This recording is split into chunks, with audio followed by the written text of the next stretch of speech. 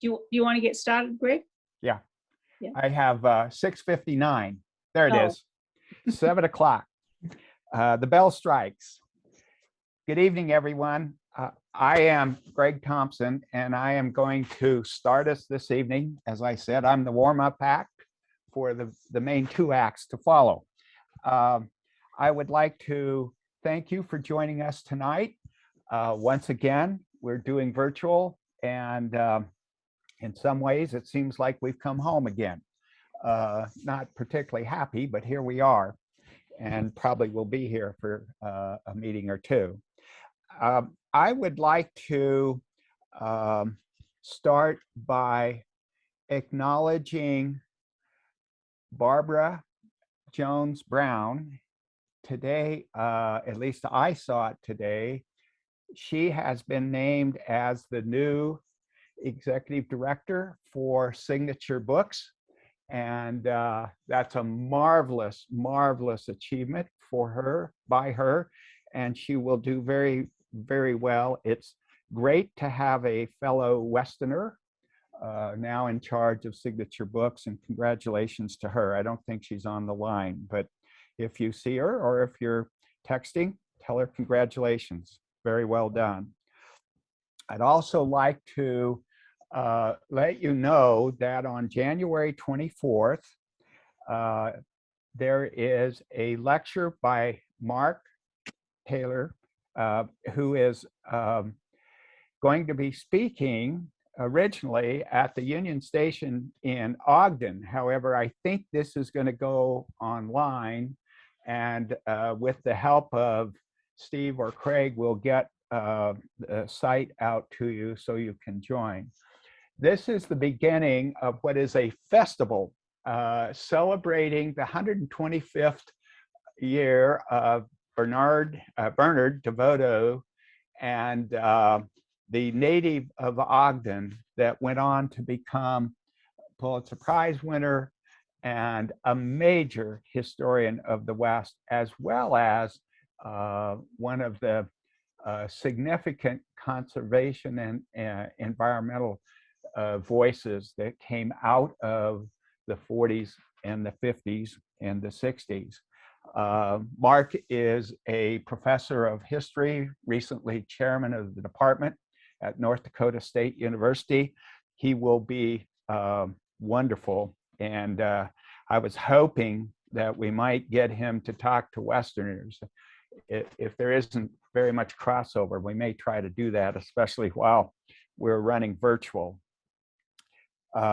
With that, I would like to tell you that the recent Westerners board meeting has elected a new board and a slate of officers for the coming 2022 season. In addition to the president, we'll talk about her later, Greg Thompson is vice president, Connie Holbrook is secretary, Craig Smith is treasurer, Angie, did I do this? Hinckley, thank you, is over membership, and Steve Berlin is the newsletter editor. Steve Bushman is the program director. Kent Schwartz is in charge of the 2022 field trip. And in addition to that, we have Dr. Joe Hatch and Brent Reaver filling out the 10-member board. I'd like to thank Walter Jones for his long service on the board. He has served as both treasurer, as many of you know, and as director of the membership initiative for Westerners. It's my pleasure to introduce our president for 2022, Sandra Morrison. Sandra, as most of you know, I think most of you have met her and well aware of her background. She has been a member of Westerners for a decade, In addition to that, she has served as the historian for Park City Historical Society. She has developed and directed the Park City Museum and museum. In addition to that, she has and is currently a member of the staff of the Alf Engen Ski Museum, located at the junction in the sports park in Park City. And with that, a great thanks to you, Sandra, for serving as president, and welcome to 2022. Thank you, Greg. I'm delighted to serve as the Utah Westerners president for 2022. And I've only served on the board for 1 year, so I appreciate your patience and your understanding as I take the helm. Our first order of business this evening, of course, is to welcome our guests. Does anyone have any guests? And you'll need to unmute yourself to introduce them.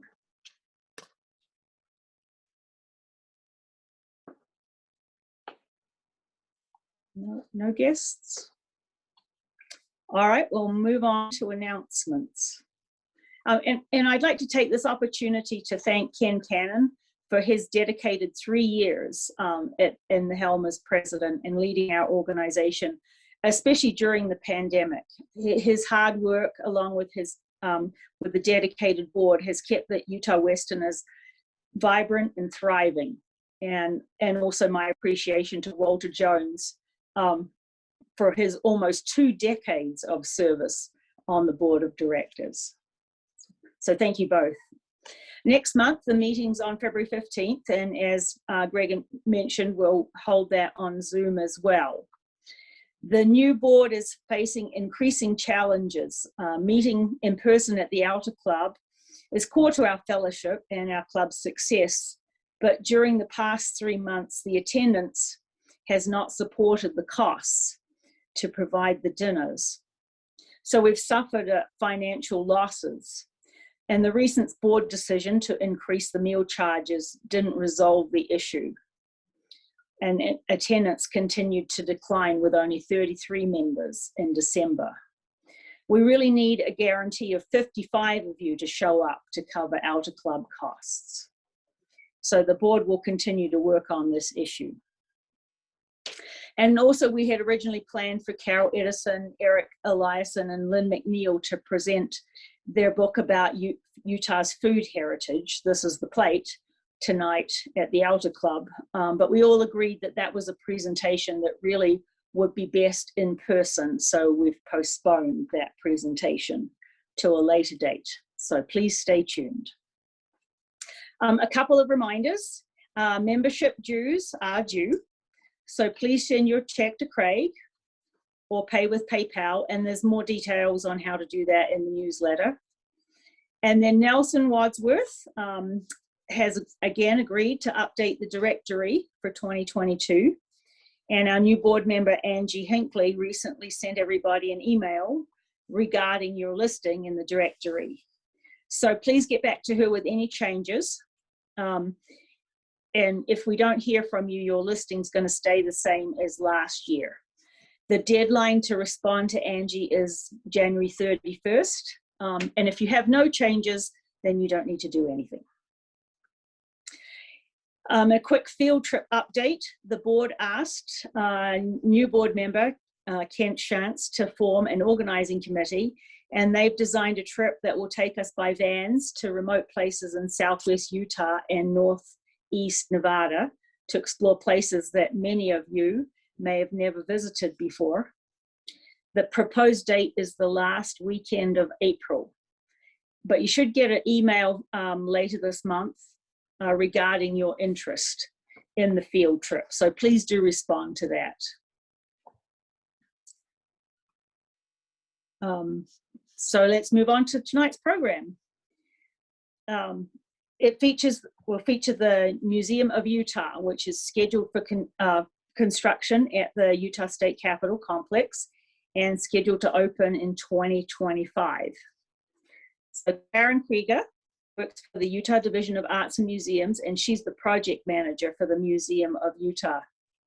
Previously, Karen worked at Utah Division of State Parks and Recreation for 2 decades, and her efforts included the development of Utah cultural resources, heritage park system, public education, and arts and cultural collections. And I met Karen when she was building the new Utah Fieldhouse Museum in Vernal. Is there some way to turn on speaker when it's Zoom on your phone? Yeah.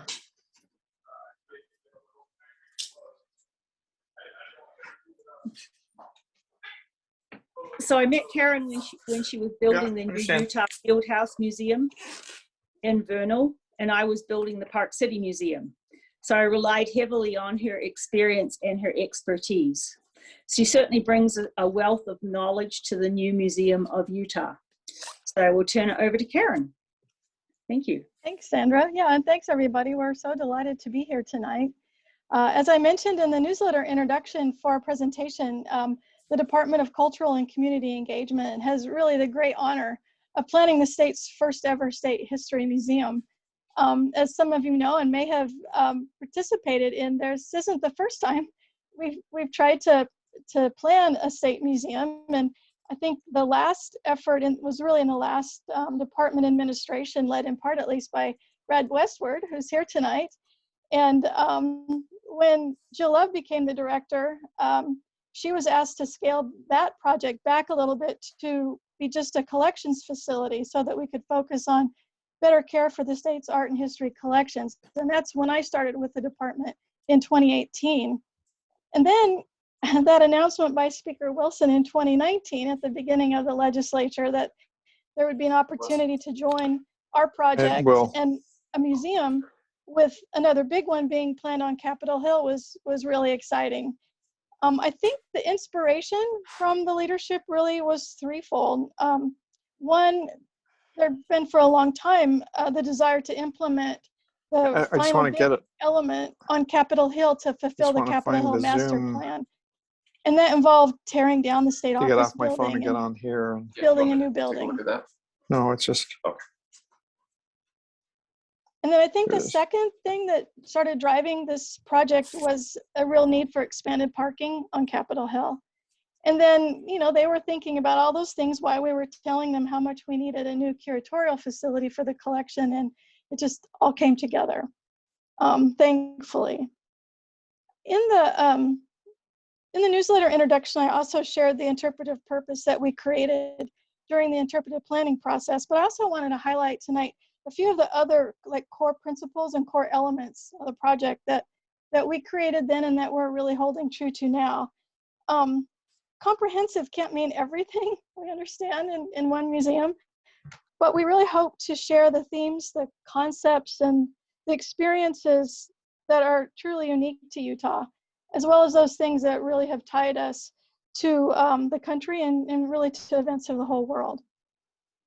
We truly intend to share the stories from multiple perspectives with shared authority so that the people to whom those stories belong will tell those stories together with other people who have different perspectives on those stories. And then finally, we really want the work of all of the museums and cultural organizations and communities around the state to be connected to what we do in this museum. We think that by highlighting their contributions and the work that they do and the resources that they preserve, we can make room for some deeper dives in this museum, and we can connect our visitors to their sites and to their visitors. We talk about this hubs and spokes concept in the museum, and sometimes the Museum of Utah here in Salt Lake will be the hub, and sometimes it will be the spoke. And that's why we call it hubs and spokes. Really, it's just this idea that there are a lot of places and a lot of people around the state sharing incredible stories, and we want every visitor to understand that there are deeper connections and other places to go to experience this kind of great information. In addition to working on an interpretive plan, we also commissioned a business plan. Then that's helping us to strategize staff size and operational budget. Do we charge a fee or not? Do we include a gift shop? Is there going to be a cafe? So that was a huge part of the work that we've done. We've also established an advisory board for the project. We've met with 250, 300 people, both virtually and in person, to share information and also to collect feedback from. We've conducted both constituent and public surveys. We're talking with the tribes and other communities around the state, really just as a way to gather ideas from a lot of different people and to provide information at the same time. We're still at the beginning phase. We're still in schematic design. And we will have many, many more community discussions around the storylines that emerge, how we align with the Utah core curriculum, about accessibility, about inclusion. And so more to come, and I hope that you'll all want to be involved as we go on this journey together. With our interpretive plan in hand, we finished it in March of 2020, and then the world came apart. And everything in our lives, right, went on hold, and including this project. So we took a year's breather, and then last March, the project was re-engaged. So we issued an RFP for exhibit design, and we hired a really wonderful group from Virginia, the Design Minds, to take us on this journey of storytelling and engagement of our public. And so I'd like to turn the rest of the time over to the Design Minds team, and I'll let you introduce yourselves individually as you go along. Thanks. Thank you, Karen. What a great setup. My name is Lonny Schwartz, Principal and Creative Director of the Design Minds, and we appreciate the time tonight that you have given us to kind of present our Schematic 1 presentation. And I do have to second this idea of a journey. That kind of seems to be the catchphrase that Karen is using. It has been a journey. We've been on this project since June. We've been out there 3 times. I think we spent over 15 days in Utah, going all over the state. Both Sandra and Karen have been great in immersing us in Utah culture and taking us all over the state. And we've met with so many people and we've gathered so much information. So what you'll be seeing tonight is the culmination of basically 4 or 5 months of gathering this information and really starting to put this puzzle together. And that's what we'll be showing you today or this evening. Let me go and turn it over to my other 2 colleagues if they can introduce themselves. Hi, everybody. My name is Mike Lenahan. I'm a project manager at Design Mind, sort of Karen's counterpart on the Design Mind side. And also I'm an interpretive planner, writer, researcher, and I sort of help to shape the visions that you're going to see here tonight. Hi, and my name is Andrew Hamilton. I'm also an interpretive planner at the Design Minds and researcher, so I'll be helping with the text and content development as we keep moving through the process. So we're going to go ahead and share the package. As Karen has said, we're probably at, I don't know, 8–10% of the project. So we got a long journey ahead of us. So that's what we're going to present you today. We're going to try to go through it in about 20 minutes. And then have questions and answers at the end. But if there's any real clarification or anything, please just raise your hand and we'll go ahead and stop and answer your question. Okay, I'm going to go ahead and share my screen so hopefully everyone can see the presentation. Can you all see that? Yep, you're good. Great.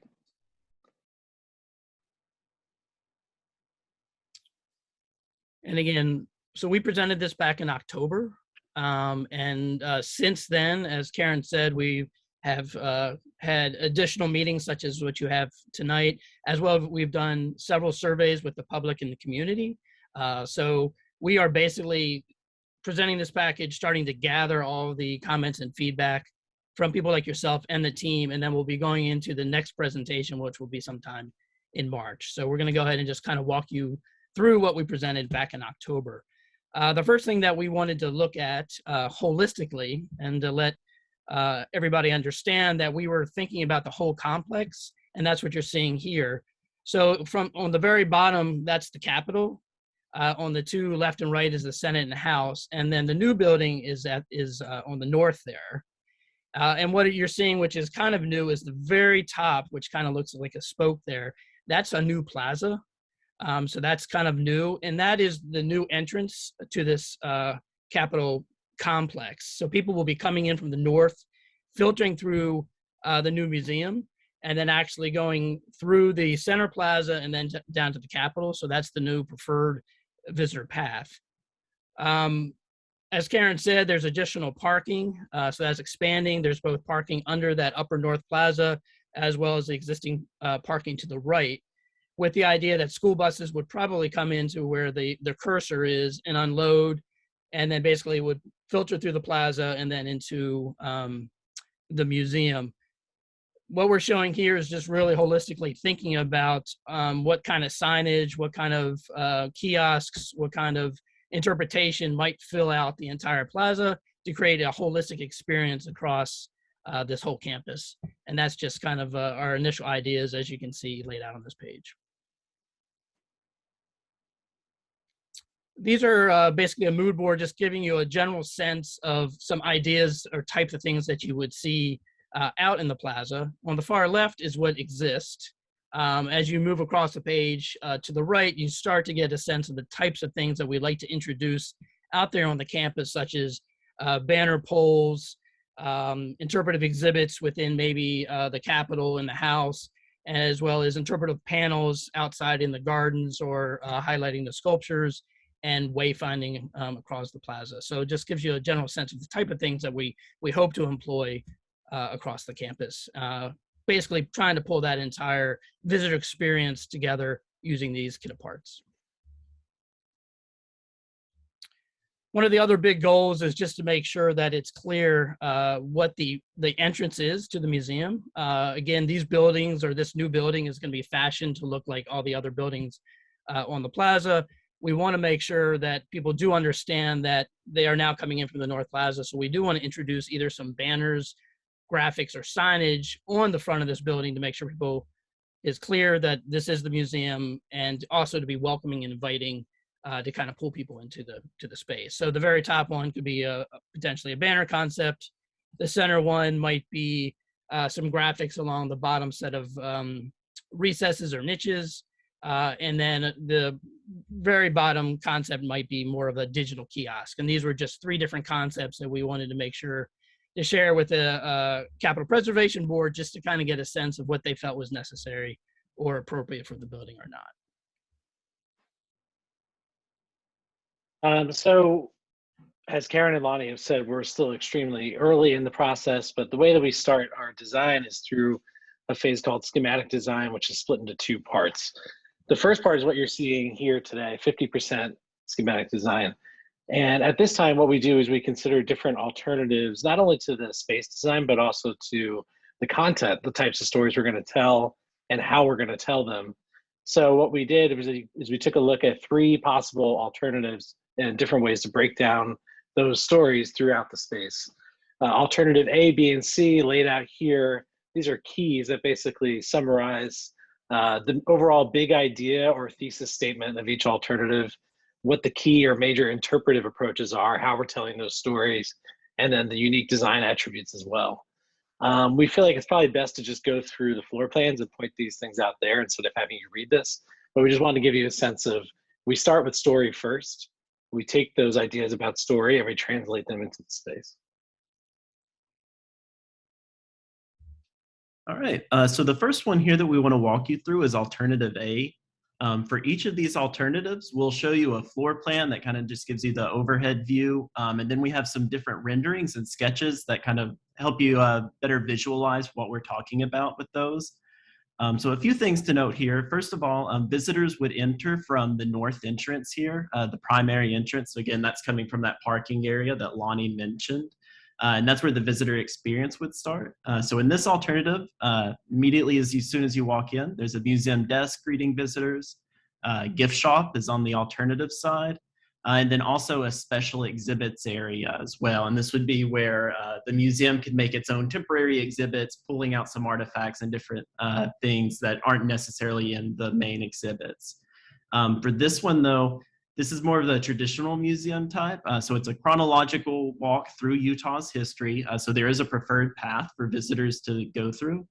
So starting with the east side here, they would walk through and start with indigenous peoples and early encounters, moving through there into arrival of Latter-day Saints, territory and statehood, boom, bust, and repeat. National currents, which brings us up to about the civil rights movement era. And then the visitor experience would continue on the other side after visitors walk through the lobby. So bringing global Utah up to today. And then Utah Next is actually looking at the future of Utah and what lessons we can learn from the past and apply those. And then lastly, you'll see there is a celebrations lounge. That would be more of a decompress area that might have some seating or something like that, but could also be a place where the state could highlight their art collection as well. Now you also notice, I did not mention as we went through these sort of circular looking hubs that have community, innovation, water, connections, etc. These would actually be thematic breakout areas. So in these areas, they would let us look at some of these more complex topics like innovation and look at them across time. So even though innovation is located right there in the territory and statehood, we would also look at modern innovation today, World War II, et cetera. And then the last sort of unique one with this one is there is a family zone included, and that's sort of tucked away in this lower left-hand corner. And that would be an area more dedicated towards young visitors and a place where families with those young visitors could come in and still let their kids interact and grapple with these same ideas and concepts. So with that said, we're going to go through a few renderings for this one as well to show you what I mean.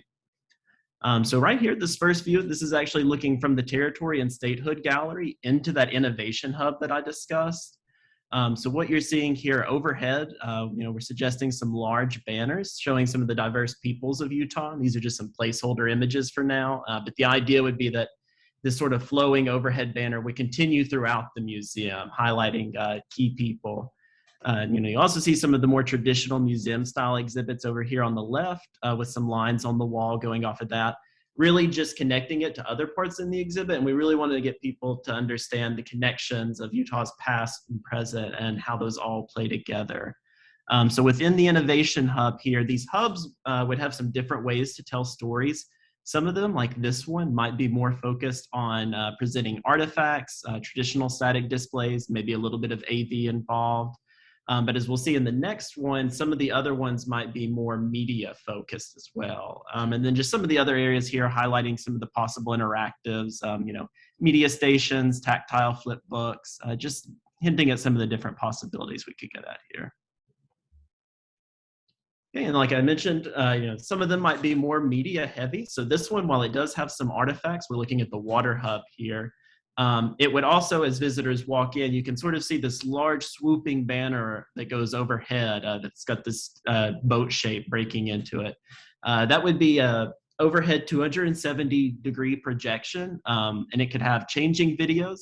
For instance, this one could be on John Wesley Powell's expeditions in the state, but focusing not just on his perspective, but also the native perspectives as well. And then the large boat we're showing there, it's just a generic placeholder for now. We're thinking it could be a recreation maybe of an indigenous watercraft, maybe one of John Wesley Powell's canoe, depending on what the content fit best.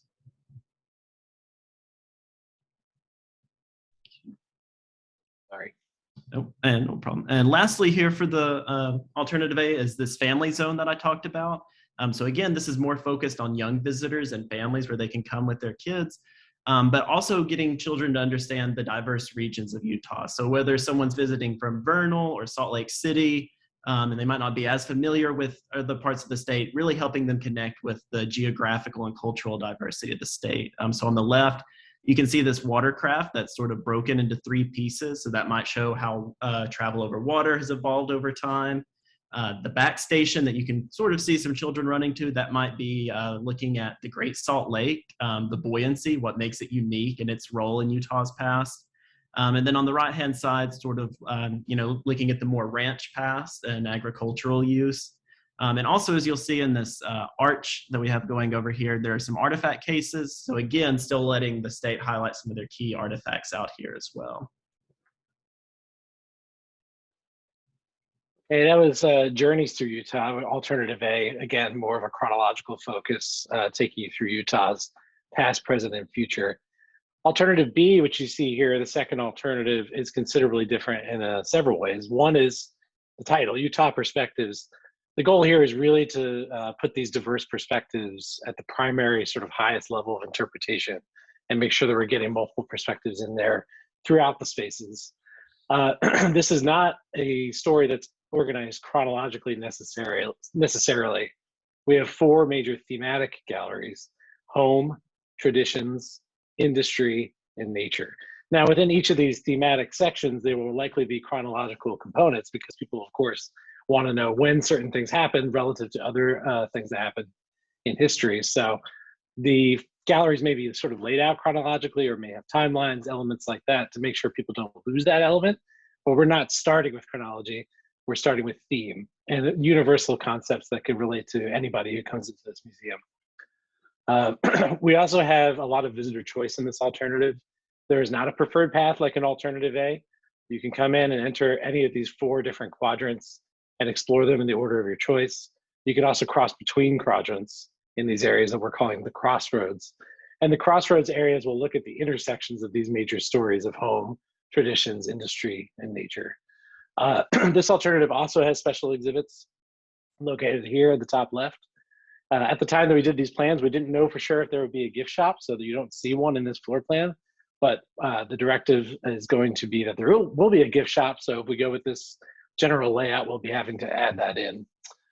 We also have some AV pieces that I'll highlight in the upcoming slides, and some large artifact potential placement areas, such as maybe a cabin or home type structure, maybe a deconstructed train display, these big kind of massive macro artifact gestures that pull you into the space. And finally, in this alternative, Karen, I think, mentioned earlier the concept of hubs and spokes, working with museums and cultural sites from across the state, make sure that this museum highlights them, and in turn, they highlight the museum, working together to form this hub and spoke relationship. In alternative B, there's hubs and spoke sections in each of the 4 major galleries. So this museum would team with those other museums and co-curate different exhibits on these subjects. Here on page 11, you have a view from the home gallery, here represented sort of by a cabin type structure, looking into one of those crossroads areas that I mentioned, where we're really looking at the intersection of different topics. Here, we're proposing maybe this is the crossroads between the idea of home and the idea of traditions. Again, looking back at diverse perspectives, as all these different groups of people came to Utah and made it home, they struggled to maintain some of their traditions and also adopt new traditions as well. So we kind of want to look at those stories in this space. We have a lot of conversational areas in this space where people can sit, talk about the subject matter, maybe have a facilitated dialogue about the types of issues that are being discussed. We also obviously have objects in cases, macro objects, as I mentioned. Here also on the far right, you see is sort of a rectangle with a lady inside of it. That is a story booth monitor. So we have a booth located somewhere in the exhibit space where people can go in, they'll be asked questions about their Utah stories. They can record their stories, and then those recordings will be sort of beamed to different areas of the museum, so you can see other visitors leaving their thoughts throughout the space. Again, getting at this idea of multiple perspectives, including the people who are coming to the museum. As I mentioned, there's a lot of choice in this alternative, so we have different kinds of entrances that will clearly indicate the kind of gallery you're going into. So these views that you see here would all be roughly seen from the lobby, the central area, and you can immediately tell nature, home, traditions, industry. You have a sense of what you're about to walk into. There's different approaches to this. They could be sort of scenically treated with maybe like a faux rock kind of texture to evoke nature. Or home, here we have sort of the side of a barn or maybe a more traditional urban home. But traditions and industry, maybe it's a little bit more like an open storage format, kind of clean casework, really letting the object speak to the stories that'll be found inside the galleries. As I mentioned, we have different kinds of media in this alternative that will sort of welcome you into each of these 4 different quadrants. Here you see at the top 2, perhaps in home or in nature, we have a projection, a very large scale projection that you could walk past that have beautiful shots from all around Utah, maybe some quotes, some music playing. And this sort of darkened triangle shape that you may see here would actually be a physical exhibit structure or form that came out from the wall to make it almost feel like the projection is coming out at you and immersing you into the space. Based on the image that's being shown, it may become, you know, a canyon floor, or it may become part of the Great Salt Lake. It could be all sorts of different things. This is a visual of one of those hubs and spokes galleries I mentioned. This one being home, so it's sort of taking a wood motif and framing out a home type shape in the shape of Utah, as you notice here in the sort of notch where it is. This is a map of Utah. So if there's a particular museum or region that's being highlighted, we would point to that and talk about it on this panel. And again, the idea of this area is to be highly updatable and be completed in conjunction with museums around the state. And there's one in each of the 4 galleries. Another kind of media may be you walk into a small kind of mini theater type environment, and maybe it feels like you're stepping back in time and you're suddenly inside some mines from around the state in like the late 1800s. Maybe it feels like you're building the railroad. The idea of this space would be it's sort of 180 degrees, and as you move around the room, it would activate different things on the screen. So it makes you feel like you're really there and you're really part of the story, and it's very experiential. Okay, and the last one here, Alternative C. Similar to Alternative B, this one does not have a preferred flow for visitors. It sort of has 4 distinct galleries, similar to Alternative B, but they're not connected in the same way. So you sort of go in and out of them in their own experience. Again, similar to the other ones, there's a special exhibits area over here to the left. This one's a little bit larger. And this one also includes the gift store, which we're calling in this one an artisan store and hubs and spokes gallery. So in this alternative, perhaps the gift store can highlight some artisans from around the state, some of their work, and as well as make connections with some of the different museums around the state. So as well as that, I'll go ahead and dive into the different galleries here. The first one at the top, you have sort of this overview that would be some light exhibits and some artifact cases, but would be really leading you to this larger immersive theater. So this would be a theater that could seat a lot of people or is standing possibly, and would be all around you, left and right above you. We do have a rendering of that later to give you a little bit of an idea. Basically, it could be a highlighting overview video of Utah, or it could have some changing different videos. Perhaps there's one focused on the Olympics in Salt Lake City, one focused on early settlement. We could have a few different options with that. For the 2 main galleries, those are the 2 on the lower left and the lower right. So on the left, you have Hard Work Shaping Utah. That one's looking at the how Utahns have come together and worked to build the state we have today, and what the conflict has also been with those. So they're looking at the major groups of industry, government, and land management. Also with this one, it would have more of an introductory space that's a little bit scenic, and also includes some casework as well, so really getting the artifacts right off the bat. For the other side, it would also have the more scenic introduction, possibly with a large object or recreated piece. But this side would be Legacies, Utah's Enduring Culture. So this would be looking at more of the cultural past of Utah up to the present today. And again, with those, the main categories would be home, identities, community, and family. Now with each of those, there's, you see these smaller expressions galleries that are sort of tucked away on the other side of the south entrance. These would be areas where visitors could come and respond and react to the different themes and ideas that they just experienced in the museum, and as well as collaboratively with other visitors, either in their group or independently, sort of respond to other people and sort of create this shared story as we go. Okay, so the first rendering here is looking at that immersive theater I mentioned. So again, this would be very immersive, as in when you walk in, you've got it above you on all sides. This would be a larger theater space that could hold a big group of people. And like I mentioned, it could be overview video, just overview of Utah's past, or it could be smaller select films that play on a changing basis during the day. Okay, so for the next one here, we're going to be looking at that lower right-hand gallery I mentioned, the Legacies, looking at Utah's enduring cultures. So immediately you can see in the center of the view here, there's sort of this rough outline of a structure that's meant to resemble sort of a generic home. So this would be looking at the subject of home, how different Utahns live at home, what they do at home, who calls Utah home. So you can see a little bit here looking at possibly an indigenous section, looking at present and past, some of the early Mormon pioneers, and then also looking at other immigrant groups, including refugees today. Along the left-hand side there, you're sort of seeing that back wall of the main exhibit space. So here we would have an area that creates these smaller nooks that look at different topics related as well. So these would be looking at cultural identities related to possibly food or language. And again, having interactives that really encourage visitors to respond and work with one another. So maybe facilitated dialogues, AV stations where they're allowed to leave their own input as well. And then looking at the other side, the hard work shaping Utah, what we're actually looking at here is we're looking into the industry section. So for here, we would have larger scenic elements, especially caseworks that would sort of ground the story, but the stories again would be across time. So on the left-hand side there, you can sort of see what's playing in the middle of being constructed, and then those are artifact cases on either side of it. So that could look at World War II aircraft production in Utah and bring it up to today's modern aerospace industry.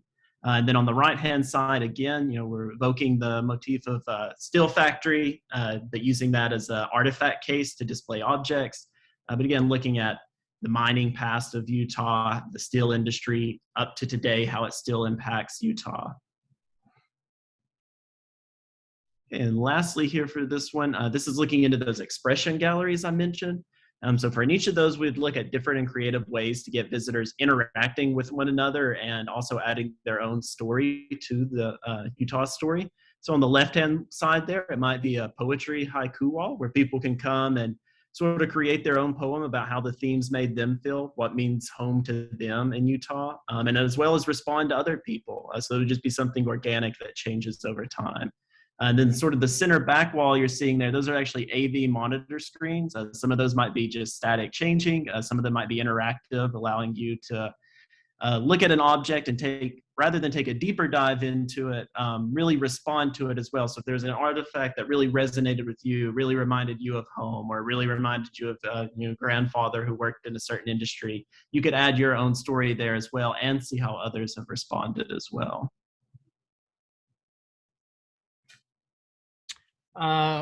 So also we were asked to take a look at the lobby, and just like the exterior of the building and making sure that we create something that's welcoming to pull people in from the exterior, we also want to pull people in and make sure that it's welcoming in the lobby. So the next couple pages just show a couple of our approaches to different concepts or things that we want to try to do in the lobby. So there are a couple key goals. One, definitely we need to have orientation and wayfinding. So when people come in, knowing that this is a large campus and there's multiple things for them to see, along that long wall, there might be different types of maps or interactives and people to get a better sense of what they can see as they are basically navigating the campus. In the top right corner, you can kind of see what the lobby looks like in its early phases. And you can see that there's basically this atrium in the center, and that goes up 4 stories. So one of the other goals is to really look at that and see how we're going to activate that atrium with some kind of sculptural piece. In this particular view, we were kind of looking at the beehive as our inspiration, thinking that we might be able to hang something through that 3-story atrium to really kind of play off the beehive and really use imagery and maybe some monitors and stuff like that to create something unique. On the bottom there, you can just see some reference images. And again, maybe this idea of making sure for the orientation along that long wall, we might use maps and really start to highlight that hubs and spokes concept to get people to better understand the different locations and geology of Utah and what they can see around the state. I just want to jump in real quick, Lonny, and Sure.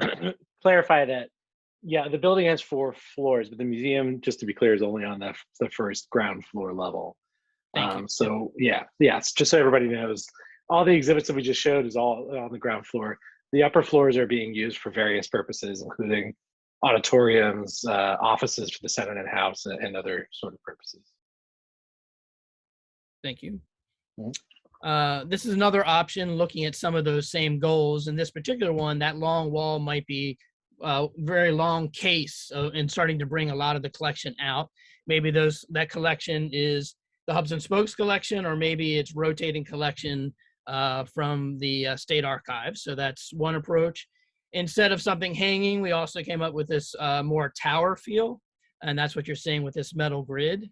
And that might be filled up with cases and images of people and audiovisual media. And again, you can see that little cross section there.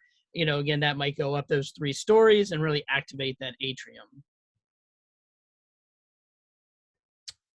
And the last set of concepts are potentially, you know, maybe doing, hire an artist and let them do some kind of art installation in that atrium. So those top 3 pieces are some cool ideas that we saw that might actually be something that we use to kind of, again, fill that atrium. And then the bottom would be, you know, what type of AV could we use on that long wall? And would there be an opportunity to do kind of a touch wall where people could go in and actually explore different types of artifacts or collections? And again, they could be either part of the state collections, or we could be highlighting different institutions or artifacts around the state.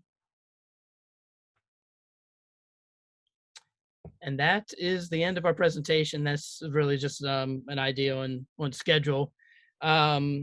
So yes, we'd like to go ahead and just open it back up and see if there's any questions, clarifications, feedback that you guys are willing to provide to us.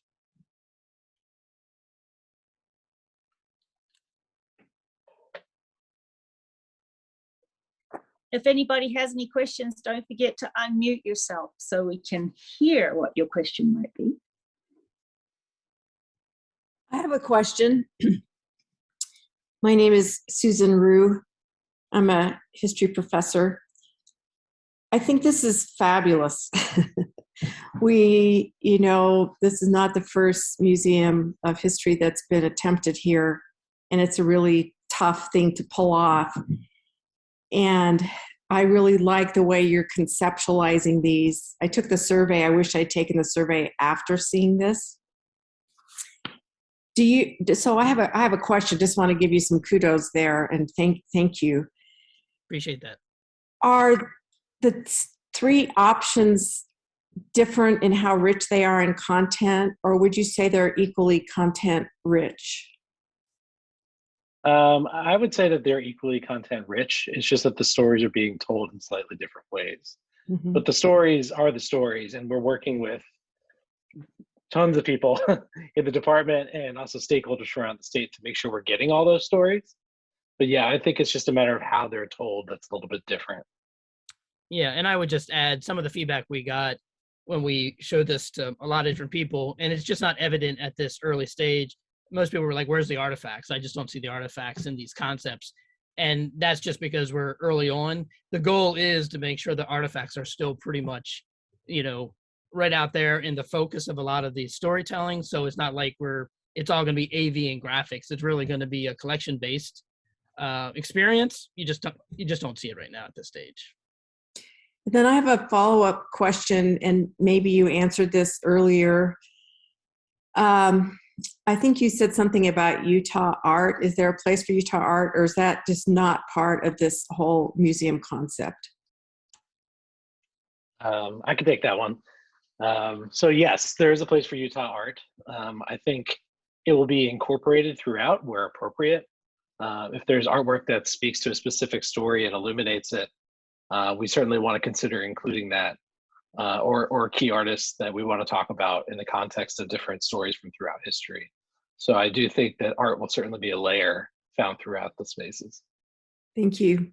Sure. I just want to add to that too. You know, the state has a very rich folk art as well as fine art and public art collection. And that's sharing what we have in the state collections is a main purpose for the museum as a whole. So yeah, I think as being also the collections manager for the art collection, that there are a lot of opportunities to share the stories of Utah through artists and the artwork they create. I have a question. Hello? Oh, yeah. Go This is the second or third time I've sat through the presentation, and every time I do it, I find something new and precious and marvelous.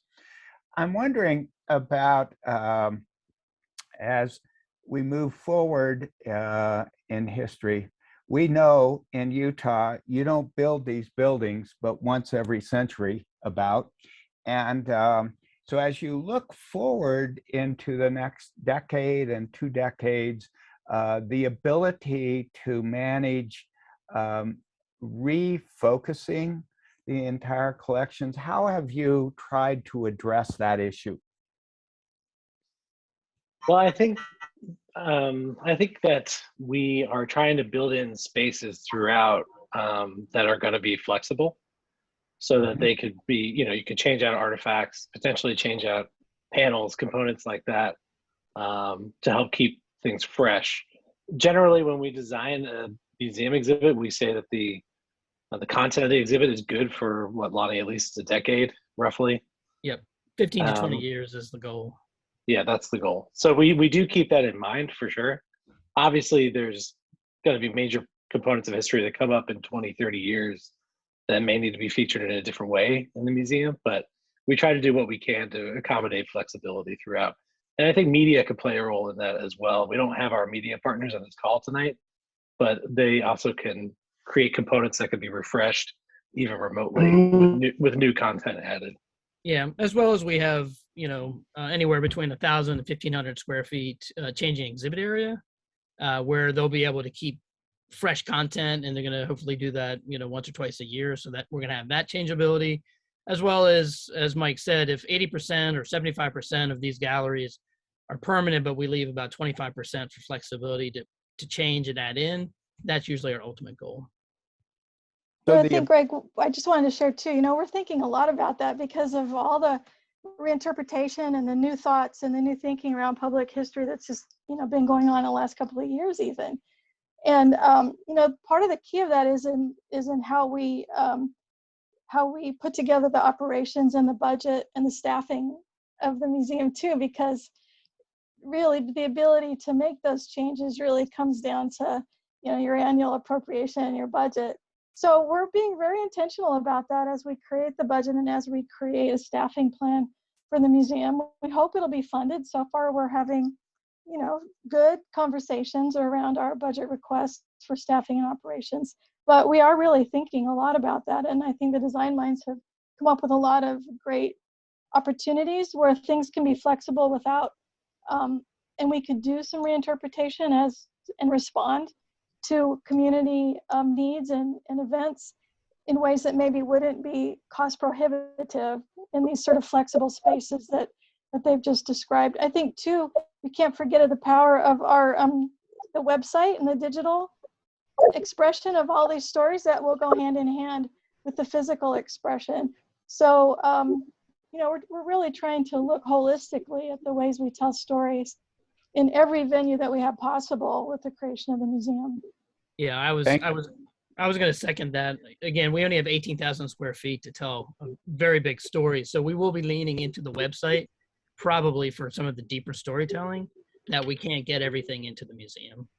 Thank you. I appreciate your comments, and having been working with the Alphagen Ski Museum and their efforts to address some of the same issues, the ability to use smart tables, smart panels, and things to keep upgrading appears to be well placed throughout this plan, whichever 3 is used. And my compliments to you in designing accordingly. I think that's one way that this can remain fresh and educational to our population. I have a question. Mike Korologis here. You've given us 3 concepts, and I salute you on each one of them. They're wonderful ideas, wonderful concepts. What is the thought process you will go through, or whoever the brain trust is will go through to determine which one of the 3, or is there a mixture of the 3? What happens now with these 3 different concepts? Aaron, you want to speak to that? Sure. Okay. Well, I think within each concept, they've presented a number of different options. And so I think they kind of, when they first rolled this out for our admin team, they sort of talked about it as sort of like a mix and match puzzle that we can put together. And so we're taking input from folks like you and all the surveys and digesting that internally. And then we're recommending to them the bits and pieces that we like from each of the 3 alternatives, and they'll come back to us the first part of April with a preferred alternative that responded to the different pieces that we felt we liked the best and that we heard from our communities resonated the best. So I imagine we'll see in our preferred alternative a little bit of everything that you saw today, or bits and pieces of things that you saw today. So if there's things you really, really like or things you really, really don't like, it would be really great to know. Thank you. You know, the things I really, really like that you talked about here are migrants, the people that came here and did so much for the culture of Utah. You know, we have the Utes, the Paiutes and the Goshutes and the Navajo that were already here, but we have then the Latinos, the African Americans, the Greeks, the Italians, the Irish, the Chinese. All of these and more played a huge role in Utah's heritage. Then we have also the people of Southern Utah that we cannot forget, because it seems like a lot of museums focus on the northern part of the state and forget that there's much more to Utah than just this northern sector. Those places in Southern Utah that played a role, for instance, in the Old Spanish Trail, in mining and other kinds of industries that are very vital to our history. I just wanted to throw that in. It strikes me that I couldn't pick up who was talking, but the crossroads idea is paralleled with the cross voices idea of Utah, and helps to define how to build into such programs as this, the way to capture the bandwidth that represents those 2 ideas. Thank you. Thank you.